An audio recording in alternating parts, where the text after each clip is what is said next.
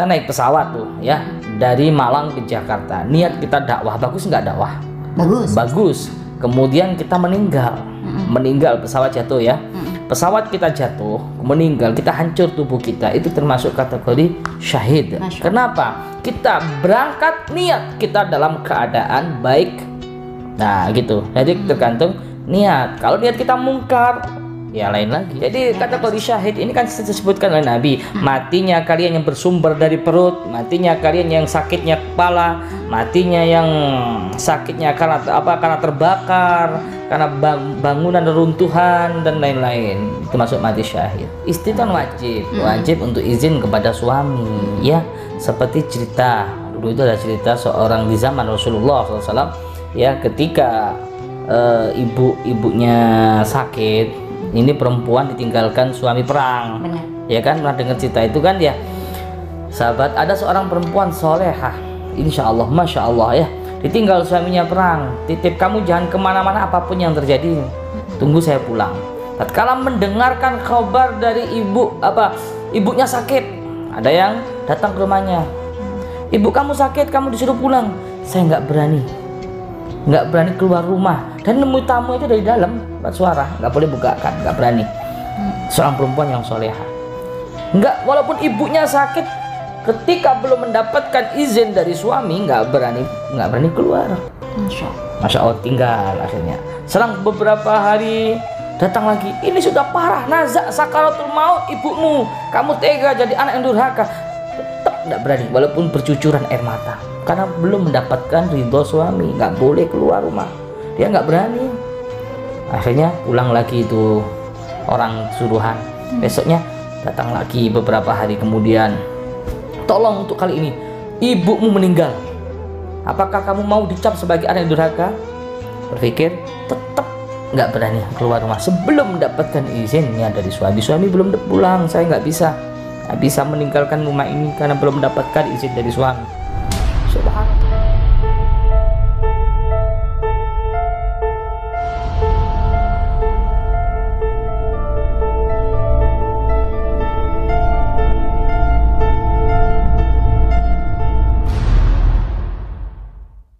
Assalamualaikum warahmatullahi wabarakatuh, sahabat-sahabat Gio dan GIF dimanapun berada.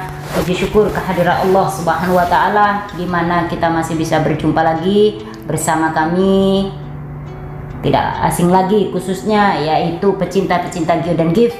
Siapa lagi kalau bukan beliau, Gus Idris Al-Marbawi. Assalamualaikum warahmatullahi wabarakatuh. Waalaikumsalam warahmatullahi wabarakatuh. Gimana kabarnya, Bi? Sehat? Alhamdulillah sehat walafiat. Barakallah. Sebelum kita berbincang panjang lebar, ini kita masih dalam keadaan berduka cita tentang hilangnya pesawat Sriwijaya SJ182 ya, Bi ya. Dari kemarin kita selain penelusuran ke lokasi langsung, Abi juga udah berbincang langsung dengan Bang Naf tentang sosok Qorin ya, Bi ya, yang mungkin banyak dipertanyakan oleh teman-teman di luar sana tentang Qorin ya, Bi. Mungkin yang belum paham sehingga bisa memahami apa sih Qorin itu mungkin udah disebutkan oleh beliau. Dan kita akan berlanjut, sahabat, selain kita ucapkan berbela sungkawa satu kali lagi mungkin dari saya sama Gus Idris kepada seluruh korban yang ikut dalam pesawat Sriwijaya SJ182. Semoga diberikan kesabaran oleh Allah Subhanahu wa Ta'ala, khususnya pada keluarga yang udah ditinggalkannya, Bi ya. Kita akan membahas, sahabat, tentang orang yang dalam keadaan meninggalnya itu posisinya dalam keadaan kecelakaan, Bi. Ini menyangkut sisi agamanya, Bi. Mungkin ya banyak yang bertanya-tanya, bagaimana sih orang yang meninggal dalam keadaan wafat, apakah itu termasuk syahid? Mungkin kullun nafsin dha'iqatul maut, tiap-tiap yang bernyawa pasti akan mati ya, Bi ya. Dan ini saya akan bertanya-tanya langsung, mungkin mewakili sahabat-sahabat di luar sana yang banyak bertanya. Sedangkan orang yang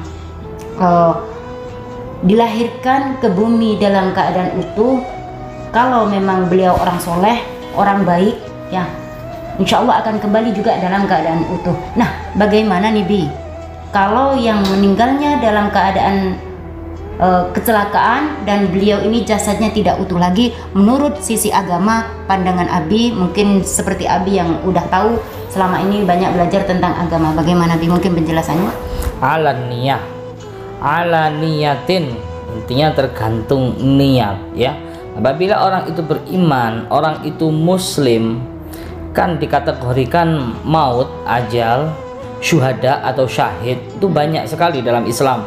Ada yang matinya di lautan, itu termasuk syuhada. Ada yang matinya terbakar, matinya karena sakit, bersumber di perut, karena sakit kepala, itu semua dikategorikan syuhada atau orang yang syahid.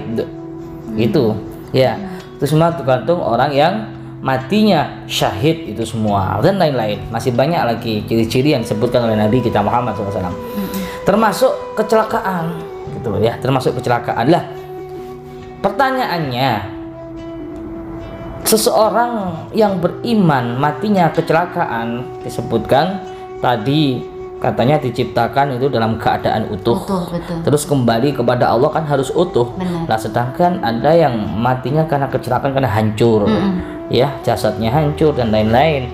Ini apakah mungkin mati syahid atau mati konyol? Itu kan ya. Benar. Nah, secara agama bagaimana? Itu tadi saya kembalikan ala niyah. Misalkan kita naik pesawat tuh ya, dari Malang ke Jakarta, niat kita dakwah, bagus nggak dakwah? Bagus. Kemudian kita meninggal, pesawat jatuh ya, pesawat kita jatuh, meninggal, kita hancur tubuh kita, itu termasuk kategori syahid. Kenapa? Kita berangkat niat kita dalam keadaan baik.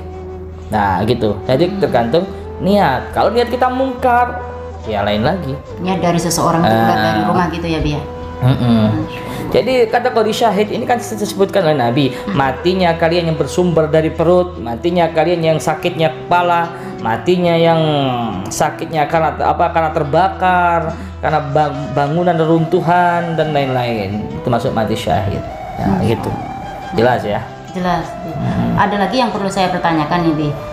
Saya pernah mendengar gini, di saat kita dalam rumah tangga habis berantem nih sama suami atau sama istri, jangan sesekali kita keluar dalam keadaan emosi. Entah itu nanti setelah keluar kita dalam keadaan emosi, belum sempat minta maaf kepada suami.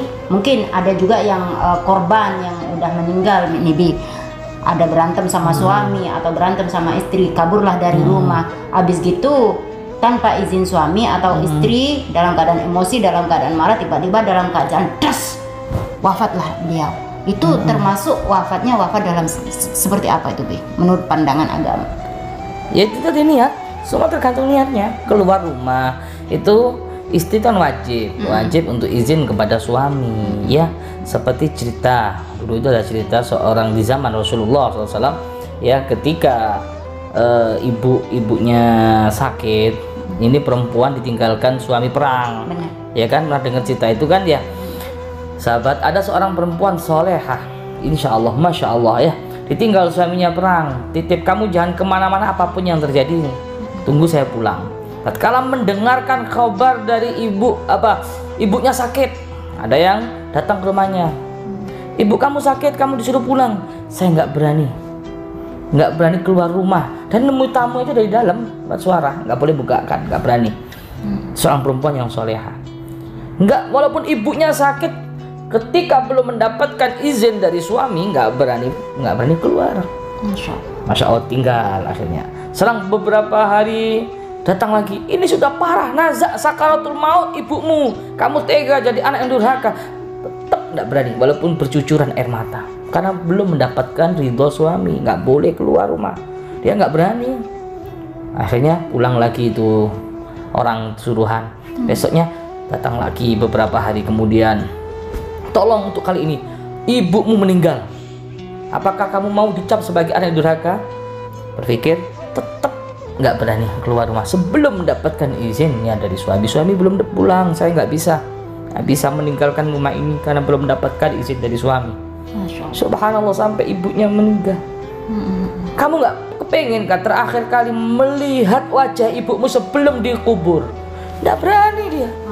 Masya Allah. Berarti seperti itu ya sahabat, yang udah menikah jangan pernah keluar dari rumah sebelum ada ridho dari suami. Nah, yang saya pertanyakan lagi nih Bi, satu ibaratnya orang itu dalam keadaan kecelakaan seperti yang sekarang banyak jenazah yang udah sebagian ditemukan nih di kecelakaan pesawat Sriwijaya ini tadi, Bi. Dan ada sebagian dari jenazah ini yang udah tidak utuh. Itu tadi kan kembali kepada niat, gitu kan ya, Bi ya. Kembali kepada niat, masalahnya ini syahid atau enggak kembali lagi kepada niatnya awal. Terus tanda-tanda orang yang syahid itu seperti apa, Pi? Ya, yang pertama tadi kan sudah saya sebutkan. Nabi mengatakan orang yang mati syahid itu banyak macamnya, ciri-cirinya.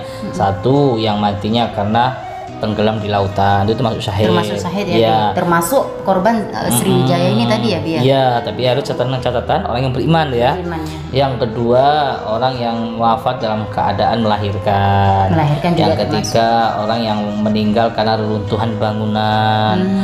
Terus yang keempat, orang yang meninggal karena kebakaran.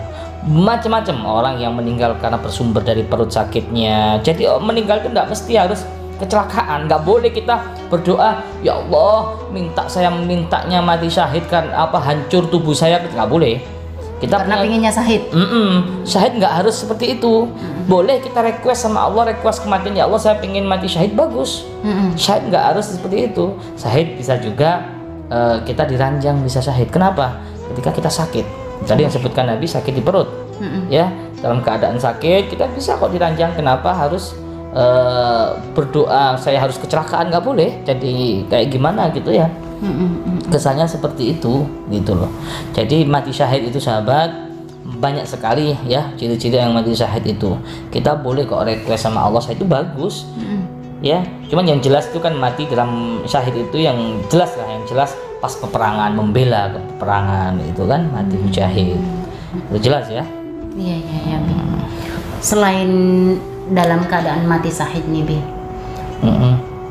Kan kemarin kita sempat ngobrol dengan salah satu korban yang udah meninggal saat ini yang ikut andil dalam situ, Bi. Pernah disebutkan bahwa orang yang mau meninggal 40 hari sebelum wafat itu termasuk udah mayit ya, Bi? Iya, ada yang mengatakan seperti itu. Bagaimana ini pandangan Abi? Kemarin kita udah ngobrol panjang lebar sama beliau ya, sama ibu-ibu. Berarti kita ngobrolnya sama udah termasuk mayit ini, Bi? Iya, sudah termasuk mayit. Masya Allah. Sudah termasuk mayit kan, tinggal beberapa jam lagi wafat. Subhanallah. 40 hari sebelum meninggal, 100 hari sebelum meninggal, 3 hari sebelum meninggal, sehari sebelum meninggal. Itu sebenarnya ada ciri-cirinya kalau kita kaji. Insya Allah di lain video lah next ya. Mungkin itu. akan nanti ada kelanjutannya mungkin ya. Terus dengan kegelisahan ibu itu tadi, Bi, dengan berkeluh kesahnya, terutama sama saya sama Abi kan, beliau berkeluh kesah tuh, Bi. Kayak ada kegundahan, apa itu termasuk ibarat bertanda atau firasat buat beliau, tapi beliau sendiri ini nggak tahu kalau itu udah mendekati kematiannya gitu, Bi. Iya mungkin ada kalanya dia tahu, ada kalanya tidak tahu. Secara pandangan agama nih, Bi, sebenarnya tanda-tanda 40 hari sebelum wafatnya itu tanda-tandanya seperti apa tuh, Bi? Ada tandanya, misalkan saya kasih contoh ya. Saya punya pertanyaan seperti ini. Orang itu habis dari diskotik misalkan, berbuat jahat, berbuat maksiat lah, mungkar, dolalat, sayiat, mungkarot. Kemudian orang tersebut kecelakaan. Pertanyaannya, orang itu beriman ya? Benar. Orang itu beriman, orang itu muslim, dari diskotik lah, dari klub malam, dari mabuk-mabukan, dari maksiat lah. Maksiat. Kemudian naik kendaraan kencang banget, tabrakan, hancur tubuhnya, mati. Pertanyaannya, dia syahid enggak? Beriman. Dia habis maksiat, habis mungkar, syahid atau enggak? Insya Allah syahid ya, Bi, karena dalam keadaan beriman. Dalam keadaan beriman. Dia habis perbuatan mungkar ya? Iya, habis melakukan maksiat. Karena saya pernah mendengar begini nih, Bi. Menurut saya nih, pandangan saya, entah pandangan Abi ya. Pernah mendengar seorang pezina hanya gara-gara terketuk hatinya, ada anjing yang dalam keadaan kelaparan dan kehausan. Ini pezina memberilah air yang akan diminumnya itu pada seekor anjing itu tadi, Bi. Dan Masya Allah, pezina ini tadi bisa masuk surga hanya gara-gara terketuk hatinya itu gara-gara memberi minum. Mungkin seperti itu Mungkin ya Bi ya, mungkin Bisa lebih jadi. detailnya Abi bisa menjelaskan, kalau Bisa salah saya. jadi. Jadi begini sahabat, bisa jadi orang tersebut walaupun berbuat maksiat ya, kita nggak ada tahu dia tobatnya kapan. Masya Allah. Mungkin sebelum ajal beliau dapat hidayah, beliau nangis, beliau tobat, kemudian dicabut nyawanya dalam keadaan syahid, kita nggak tahu. Ketika orang tersebut habis dari perbuatan mungkar, mabuk-mabukan lah ya, hura-hura pesta, kemudian di mobilnya sebelum tabrakan dia taubat nangis sama Allah, kita juga nggak tahu. Seperti kisahnya seorang pezina ya, seorang pezina baru tahu terkuak, terbongkar setelah makamnya dibongkar untuk tol. Jasadnya utuh, jasadnya utuh, harum semberpa. Ini seorang pezina sahabat, semua orang mengucilkan mereka, bahkan bahkan penduduk nggak mengubur dia. Kan apa? Terkenal zina, terkenal zina. Maksiat ya. Setelah beberapa tahun kemudian, itu kuburan seorang pezina itu mau dipindahkan kan gitu, mau dibuat jalan tol, bukan dipindahkan ya. Ketika di jalan tol itu kan digaruk-garuk sama bulldozer alat berat. Itu ada kain kafan dibuka, jenazahnya utuh, cantik banget. Ingat penduduk kampung, oh ini dulu seorang pezina, kenapa kok utuh? Dan ternyata setelah ditelusuri temannya itu bilang nangis taubat, gak ada yang tahu. Masyarakat mengucilkan, mengusir dan lain sebagainya. Maka dari itu sahabat, jangan terlalu membenci dengan orang, siapa tahu orang tersebut dekat sama Allah, walinya Allah, bertobat. Kecelik sama bahasa Jawanya, kecelik itu apa ya bahasa Indonesianya? Ya itulah, jangan terlalu benci sama orang. Belum tentu Anda lebih baik orang tersebut masuk surga dulu, wali Allah kita juga nggak tahu. Iya, kemarin itu saya sempat bertanya-tanya di gini, ya Allah, karena saya juga tentang agama kurang paham agama nih Bibi ya, masih dalam keadaan tahap belajar juga. Saya bertanya-tanya sebenarnya orang yang meninggal dalam keadaan kecelakaan itu sebenarnya seperti apa sih? Nah kemarin kan kita udah memanggil salah satu korin nih, salah satu korin yang tidak saya sebutkan juga namanya, beliau berasal dari mana juga, karena untuk menjaga nama keluarga juga ya yang pastinya.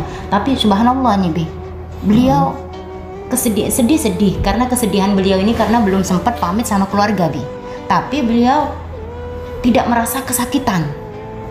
Beliau meninggalnya dalam keadaan baik. Nah di situ saya terkejut, ini wafat dalam keadaan kecelakaan tapi beliau katanya saya sempat berzikir. Mungkin karena ini ya Bi yang membuat beliau itu wafatnya dalam keadaan masya Allah nyaman sahabat. Karena korin itu biasanya yang dalam keadaan matinya maksiat, keadaan matinya sengsara ya Bi, biasanya kan keraganya yang dimasukkan itu pasti sakit. Dan ibu ini subhanallah, ternyata beliau ini setelah ditanya ahli ibadah Bi, mungkin inilah ya, jadi tidak menjamin orang yang kecelakaan itu wafatnya dalam keadaan buruk seperti itu ya Bi. Seperti Abi sebutkan tadi, kembali kepada niat. Mungkin ada lagi yang perlu Abi sampaikan tentang kematian, tentang wafatnya orang yang dalam keadaan kecelakaan atau itu bisa disebut syahid, agar terutama keluarga-keluarga yang di luaran sana ya tidak terlalu khawatir, jangan ditambahi dengan terlalu banyak air mata, biar beliau ini benar-benar bisa bahagia di akhirat sana. Mungkin ya Bi, mungkin ada pesan-kesan dari Abi yang perlu bisa disampaikan. Walikulli ummatin ajal, fa idza jaa ajaluhum la yastakhiruna sa'atan wa la yastaqdimun. Ajal akan menghampiri siapapun pada waktunya. Ketika di Lauhul Mahfuz daun yang tertulis nama kita sudah gugur, bersiap-siaplah sang malaikat pencabut nyawa. Nah, kalau sudah gugur sudah mayit itu orang. Ya, berarti kita ketemu mayit itu. Baik sahabat, yang akan saya sampaikan di sini tentang ajal, tentang maut. Kita mau berobat apapun untuk memperpanjang usia kita, kalau sudah waktunya ajal tiba, kita nggak bisa berlindung dimanapun. Mau berlindung di tanah yang kokoh, bangunan yang kokoh, tetap akan wafat, akan meninggal. Tergantung kita. Request boleh, minta sama Allah boleh, seperti para sahabat dulu ya, minta ya Allah, terus doa saya pengen mati dalam keadaan puasa. Masya Allah ya kan, para sahabat ada banyak kan dimatikan dalam keadaan puasa karena beliau minta betul-betul sungguh-sungguh minta sama Allah supaya mati dalam keadaan ibadah. Masya Allah. Ada yang minta dalam keadaan sujud, ada yang minta dalam keadaan sholat, yang dibunuh dalam keadaan sholat, banyak sekali dan dikabulkan oleh Allah. Berarti mati itu bisa di request ya dia? Insya Allah bisa. Masya Allah. Sungguh-sungguh yang tulus ya, tulus minta sama Allah pengen mati dalam keadaan yang mulia dan dimuliakan oleh Allah. Kan banyak tuh yang pengen mati dalam keadaan sujud, dikabulkan sama Allah. Orang-orang yang dikabulkan oleh Allah dengan permintaannya seperti golongan orang yang seperti apa? Masya Allah, indah sekali ya. Mudah-mudahan kita dikumpulkan sama orang-orang yang soleh, min ahlil jannah, min ahlil ibadah, insya Allah. Sahabat, maupun kita masih diberi kesempatan hidup ini, ya. Ayo saling mengingatkan, ya. Ayo saling mengingatkan. Kita nggak tahu kapan tiba ajalmu, kan gitu. Andai ku tahu kapan tiba ajalku, andai kita tahu maka kita akan berebut untuk beribadah siang malam tanpa memperdulikan diri kita sendiri, tanpa makan, tanpa minum, sibuk untuk beribadah dan kebaikan. Pasti seperti itu andai tahu. Tapi kita nggak tahu, sahabat, matian ini adalah misteri, rahasia, hanya orang-orang yang beriman di sini. Ayo kita cukupi kelalaian, ayo kita cukupi untuk menyakiti hati saudara-saudara kita. Ini yang paling susah. Kenapa? Kan hidupnya ada dua tuh, Mi. Yang pertama hubungan sama Allah, jurusan vertikal atau hablum minallah. Yang kedua horizontal atau hablum minannas, hubungan pada manusia. Anda punya salah sama Allah, tinggal minta maaf, ampun sama Allah, Allah akan ampuni. Tapi kalau Anda salah sama saudara-saudara, ya kalau ada waktu untuk minta maaf, kalau nggak ada waktu. Makanya mayit ketika mau diberangkatkan itu ke kuburan kan ditanya itu sama para hadirin pelayat-pelayat itu takziah. Ini orang punya bagaimana selama di dunia, baik nggak gitu, punya hutang nggak gitu. Takutnya seperti itu, sahabat. Jadi karena itu ayo sahabat, kita nggak tahu kapan kita ajal. Ini saya mengingatkan untuk diri saya sendiri, untuk semuanya, sibuklah ya. Mari kita sibuk untuk ibadah, untuk ibadah diri kita sendiri, mendekatkan kepada Allah, mohon ampun sama Allah, dan untuk hubungan sama manusia, hablum minannas, ayo kita perbaiki. Jangan pernah menyakiti hati seseorang. Seperti itu. Ada lagi nih, Bi, pertanyaan. Mungkin Abi bisa menjawab juga, boleh tidak ya. Ini tidak ada yang saya paksakan untuk Abi jawab nih, Bi. Gini, saya pernah mendengar bahwa orang yang meninggal itu entah ruhnya, entah korinnya, entah sukmanya, saya kurang paham ya, Bi ya. Makanya saya bertanya, selama 40 hari itu katanya masih ada di dunia, Bi. Apakah itu betul? Itu dalam sisi apa? Ruh, korin, atau itu sukma, Bi? Kalau boleh tanya nih, Bi. Selama 40 hari ya, ruh, korin, atau sukma setelah meninggal gitu ya. Ada yang bilang korin di sini karena yang nampak-nampak itu korin, yang ya? Sering mewujudkan itu kan korin, seperti mewujudkan nakut-nakutin orang yang sudah meninggal berupa pocong, mewujudkan diri, misalkan saya yang mati mewujudkan diri saya sendiri nampak. Itu setahu saya. Tapi kalau ruh, setahu saya sudah langsung kepada Allah, kembali kepada Allah. Waktu wafat itu langsung ya, Bi. Waktu wafat itu langsung kembali kepada Allah. Langsung kepada Allah. Terus yang 40 hari itu yang sering simpang siur dipertanyakan oleh sahabat-sahabat, mungkin oleh orang-orang tua terdahulu itu. 40 hari itu sebenarnya yang ada, masih ada di dunia itu apa, Bi? Iya, wallahu a'lam bishawab. Ya, kemungkinan kalau pandangan saya itu adalah korin, pendamping. Korin itu pendamping ya, pendamping hidup manusia. Kenapa saya nggak berani nyebutkan ruh? Yas'alunaka 'anir ruh, qul ruhu min amri rabbi. Jadi orang yang sudah wafat, ruhnya kemana? Ya, ruhnya kembali kepada Allah. Jadi yang berkeliaran di dunia, insya Allah ya korin tadi. Korin itu tadi ya, Bi. Dan korin itu tidak akan wafat sampai hari kiamat ya, Bi ya. Allah alam bisawab. Mungkin dari saya itu aja, Bi. Mungkin ada yang perlu disampaikan dari Abi sendiri, kesannya tentang kematian, menyangkut kematian yang dalam keadaan baik, keadaan buruk, atau syuhada, atau orang yang meninggal dalam keadaan syahid. Mungkin ada tambahan dari Abi? Ya, intinya ayo kita jaga diri kita nggak tahu kapan kita wafat, dan kita baik kita jauhkan dari penyakit hati. Itu saja sih yang kali saya takuti. Saya merasa paling pintar dari Anda, saya merasa paling hebat dari Anda. Belum tentu saya yang masuk surga dulu, belum tentu saya yang husnul khotimah dulu, ya kan? Kita nggak tahu. Oleh karena itu gimana lah, kita jangan sibuk untuk ngurusi orang lain, untuk menyakiti hati orang lain kan, seperti itu. Cara bahasa Jawanya itu ojo ngrayai citoki wong liya tapi gaya ono citoki dewi kan gitu. Kenapa? Itu sangat berbahaya sahabat ya. Kita akan diminta pertanggungjawaban. Saya pernah cerita pengalaman saya ya di dunia spiritual ya, wajar lah ya, Anda percaya boleh, nggak percaya boleh. Ada seorang kiai sahabat alim, insya Allah kitab apa saja beliau faham, beliau hafal hadis ya, insya Allah Riyadhus Shalihin hafal semua hadis-hadis di situ, masya Allah. Beliau alimnya luar biasa menurut pandangan manusia. Kenapa di akhir hayatnya ini sang kiai tersebut matinya sengsara banget? Ini kiai ulama alim matinya sengsara banget, tersiksa banget gitu, sampai berhari-hari, berminggu-minggu keluar darah, masya Allah baunya nggak enak banget, cekik dan main-main. Ngeri lah, saya nyaksikan mata kepala sendiri nih, waktu saya masih SD lah. Dan ternyata apa sahabat? Ini sang kiai sering menyakiti saudaranya. Masya Allah. Ibadahnya luar biasa. Kenapa saya bicara seperti ini? Karena saya menyaksikan mata kepala. Disitulah saya menjadi pelajaran ibrah buat saya sendiri, khususnya untuk lebih berhati-hati menjaga lisan kita, hati-hati menjaga lidah kita. Karena lidah ini lebih tajam daripada silet, daripada pedang. Maka hati-hatilah. Tambahan lagi nih Bi, belum saya closing nih Bi. Kembali lagi kepada kematiannya Bi. Singkat cerita nih, ini Umi pernah beberapa tahun yang lalu nih Bi. Mungkin juga Umi belum pernah cerita nih sama Abi ya. Waktu itu Umi pernah mati suri, dan di saat mati suri itu Bi, Umi itu bermimpi di situ digotong pakai keranda sama orang-orang yang berjubah putih. Anehnya orang yang berjubah putih ini tadi Bi, saat menggotong saya itu dalam keadaan goyang-goyang.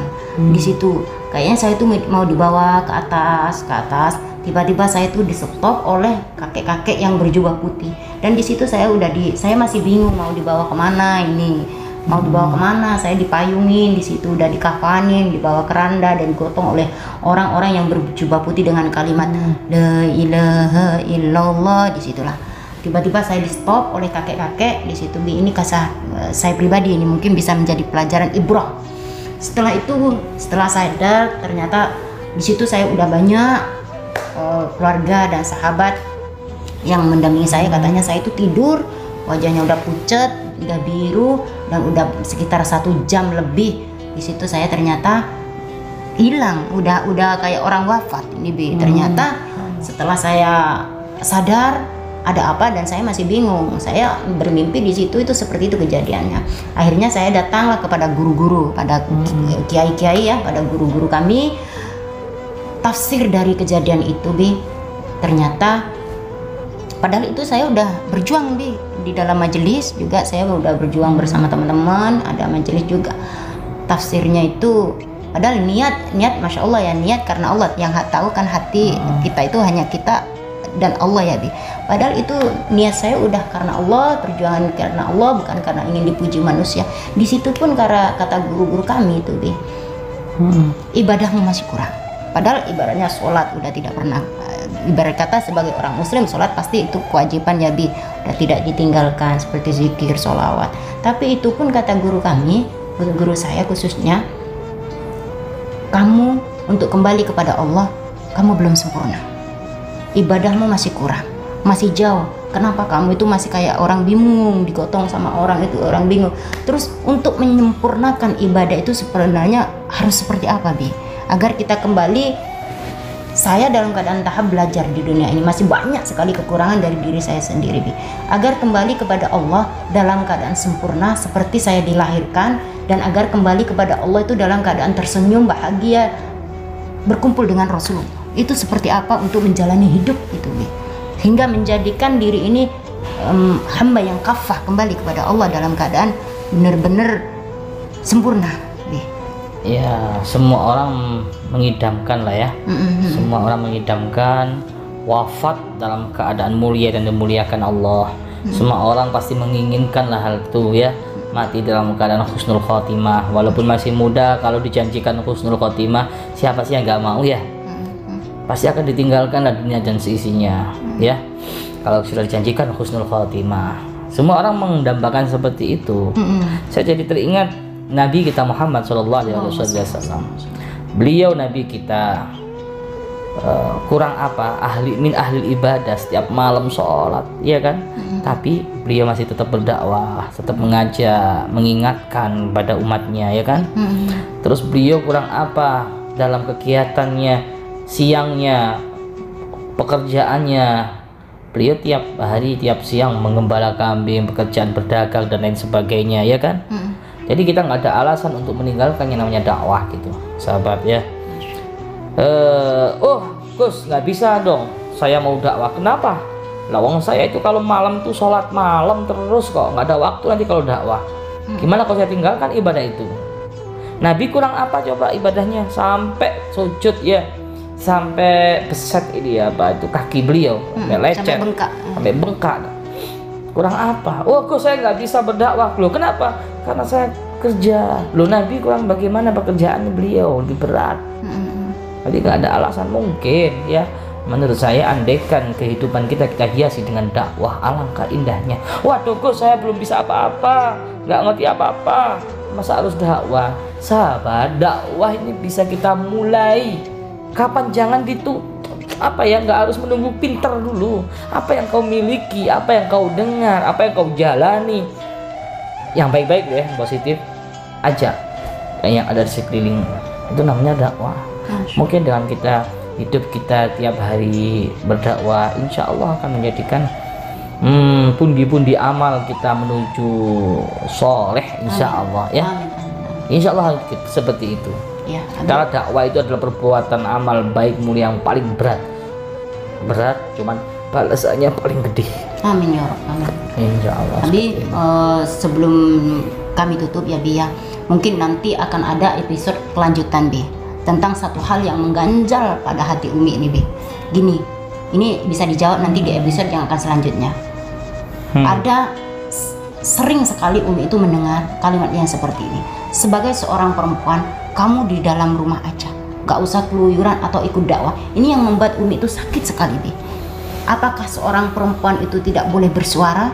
Atau terus Umi sendiri begini, Umi ingin berkumpul dengan Sayyidatina Siti Khadijah dan juga ibunda Siti Fatimah Az-Zahra. Beliau adalah pejuang-pejuang yang mendukung seorang suami yang begitu kekeh untuk mendorong suaminya. Bahkan ada salah satu seorang perempuan berani melepas pedangnya dalam peperangan itu Bi. Umi ingin menjadi seorang wanita seperti beliau-beliau, tapi ada hempasan-hempasan yang menurut Umi itu sangat mengganjal. Dan ini pun Umi terjun keluar dari rumah adalah ridho suami, atas ridho seorang laki-laki. Tanpa ridho suami, Umi pun tidak akan pernah melangkah dari rumah. Tapi ini Bi, tidak usah dijawab hari ini, mungkin akan ada episode selanjutnya ya. Ini ganjalan-ganjalan dari Umi pribadi, mungkin juga bisa mewakili perempuan-perempuan yang di luar sana yang ikut dakwah di mimbar-mimbar. Karena saya yakin dunia ini juga butuh seorang perempuan Bi, gitu ya. Mungkin itu aja Bi, untuk malam ini kita membahas tentang mujahid-mujahid yang meninggal dalam keadaan baik di sisi Allah, mungkin ya, para syuhada, Masya Allah. Ini juga untuk jangan pernah berkecil hati kepada keluarga yang udah ditinggalkan dalam musibah pesawat Sriwijaya SJ 182.